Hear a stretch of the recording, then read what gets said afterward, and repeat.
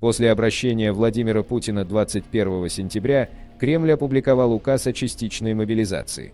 Приводим его основные положения.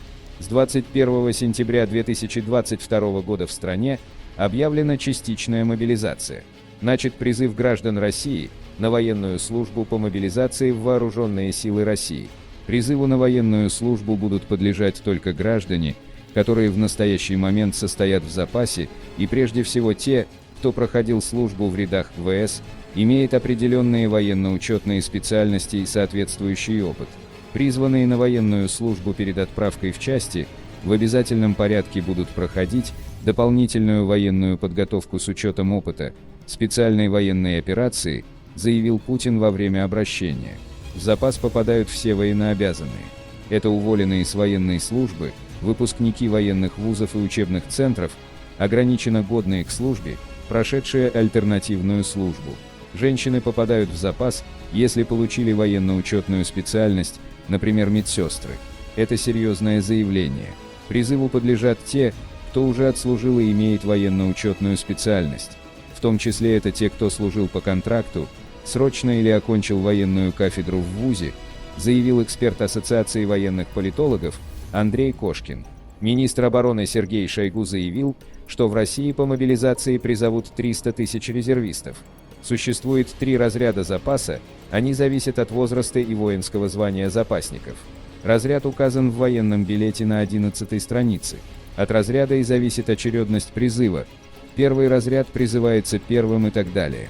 Сергей Шойгу объяснил, что призовут на службу по указу о частичной мобилизации тех, кто отслужил, имеет специальность, которая нужна в ВС, и имеет боевой опыт. По его словам, это 1% от общего мобилизационного ресурса. Ни о какой мобилизации студентов, обучающихся в вузах, речи не идет и не будет идти ни при каких условиях. Никто их призывать и мобилизовывать не будет, подчеркнул Шойгу. Правозащитник Павел Чиков отметил, что мобилизация касается граждан, пребывающих в запасе. Если гражданин еще не достиг 27 лет, не служил в армии и не получал военный билет мобилизации, он не подлежит. Мобилизация может быть объявлена на определенной территории, либо в отношении определенных категорий военнообязанных. Подпадающие под мобилизацию граждане не смогут выехать за пределы места жительства без разрешения военкомата, отметил Чиков. Граждане, временно оказавшиеся на территории, попавшей под мобилизацию, должны иметь возможность уехать. Однако мобилизации в России никогда не объявлялось, поэтому неизвестно, как она будет проходить на практике. Бывают случаи, когда человек проживает в одном городе, но стоит на воинском учете в другом. По закону гражданин обязан стоять на воинском учете по месту жительства, пребывания или, если нет регистрации, фактического проживания.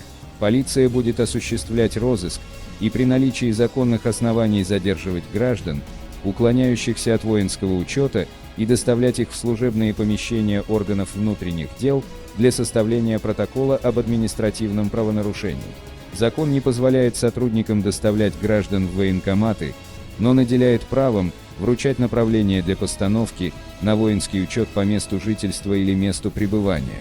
В случае объявления мобилизации граждане, имеющие мобилизационные предписания, обязаны самостоятельно явиться в указанное в них время и место без каких-либо дополнительных извещений.